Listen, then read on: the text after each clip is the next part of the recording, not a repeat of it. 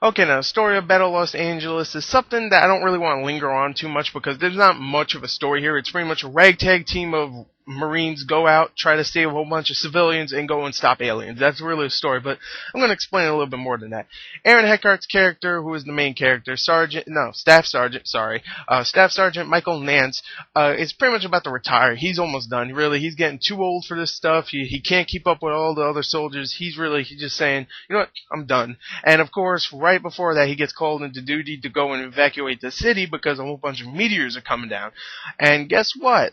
And you guessed it, the meteors are actually aliens. And the aliens come down and try to invade us, take our materials. And of course, Aaron Eckhart's like, I'm badass. I was Two-Face. You ain't doing that. And of course, him and his ragtag team of soldiers go out and try to actually save as many civilians as they can, but then halfway through they're like, you know what, we have to stop these things. Stop them somehow, some way. Of course, they don't think they can stop a whole freaking alien force, but they have to stop something somehow, and I won't spoil what they try to go and stop, and I won't even spoil if they do stop it. But I'll say right here, the story's not great. I mean, it's not amazing at all, but hey, it's serviceable, and I do actually kind of like the characters. I know a lot of people are like, there's no character development. I did feel for some of these characters. Alright, it was kind of cliched in a way, but I did like the story. I'm going to give it a 7 out of 10. So let's go on to the acting. Okay, now the acting in the film, I'm going to say it right here. I actually did like the acting in the film. I know a lot of people don't like it, and mostly critics that just have a hair up their ass and think everything has to be fucking The Social Network. But I thought that acting was really, really good. Aaron Eckhart plays the main character, and you definitely feel for this character. Something happened in his past that you're like, okay, of course he's going to redeem himself somehow, some way throughout the movie, and it's very cliche because there was something that happened before. Is he going to redeem himself throughout the film? I don't know. And I did like his character besides that because it's Aaron Eckhart, and I love Aaron Eckhart. But he was great. I'm just gonna say it. He was great. Raymond Rodriguez, who many people will remember from Transformers 2, and he played Shia LaBeouf's butt buddy that followed him everywhere he went for no freaking reason. He was terrible in that film. He was actually pretty good in this. Michelle Rodriguez plays, of course, the badass soldier chick, and she plays that in every freaking film. So whatever, she's pretty good in this too because she doesn't really stretch far in her acting career. But whatever, she was good. I don't think she's terrible at all ever. But so yeah, she was really good in this. I thought for what she was supposed to be.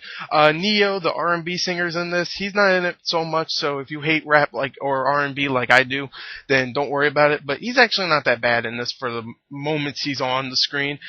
Bridget Monahan's in the film. She's very, very short role. She does okay. Michael Pena, plays a short role, and he's okay too. So just overall, the acting is either from good to okay. So I would just say overall, the acting is good. So yeah, I would give the acting an 8 out of 10. So let's go on to the visuals and action. I'm going to mix both of those up.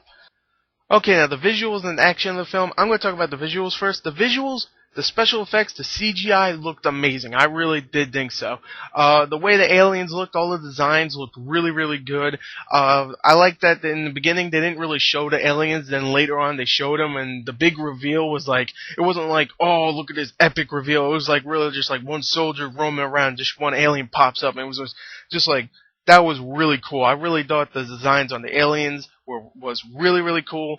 The budget in this film was only $100 million, so how they did some of these epic shots of scenery with all these spaceships roaming around with all these aliens just blowing shit up, I don't know, because if you think about it, $100 million was half of the budget of Terminator Salvation, which I didn't think showed all that much because it really, Terminator Salvation was pretty much after the war. So this is beginning of the war, and this was just badass. I thought the visuals just were amazing, and the action also was really awesome. I thought it was very intense, very good, and much better than some other movies that came out in the last couple of years, like Transformers 2, which I couldn't tell what the hell was going on. And in this film, I knew what was going on. Sometimes I got confused with some soldiers because they're all wearing the same gear. Like, one guy would get killed, and you're like, who the hell is that? You couldn't tell because they're all wearing the same gear. So I wouldn't I wouldn't call that a negative because they're all wearing the same gear. It's not like they're all just going to go out in different freaking rainbow colors so you can tell who the hell's who.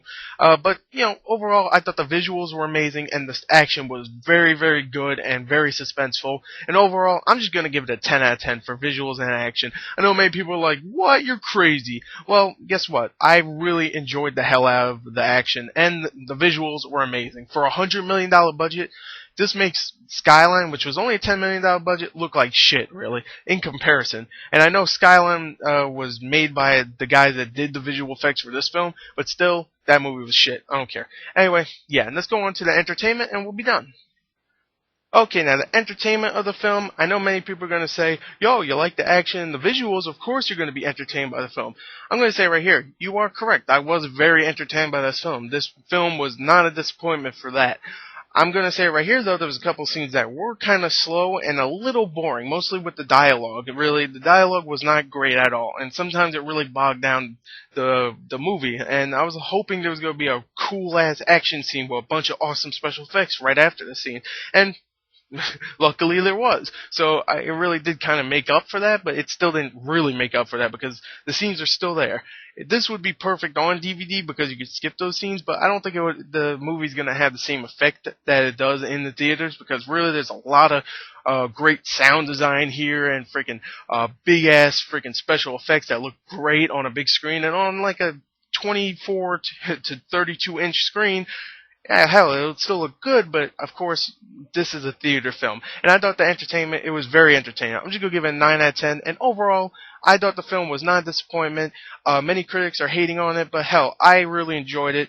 I gave the entertainment a 9 out of 10. Everything else, if you combine all my scores, 7 for story, 8 for acting, 10 for visuals and action, and a 9 for entertainment, that'll give you a 34 out of 40. I just did that right straight in my head. Yeah. So overall, I thought the movie was a hell of a good time. Go check it out. It has to be better than Red Riding Hood. So anyway, there you go. Check out the film. Hope you liked the review. If you didn't, I don't care. Anyway, thank you and goodbye.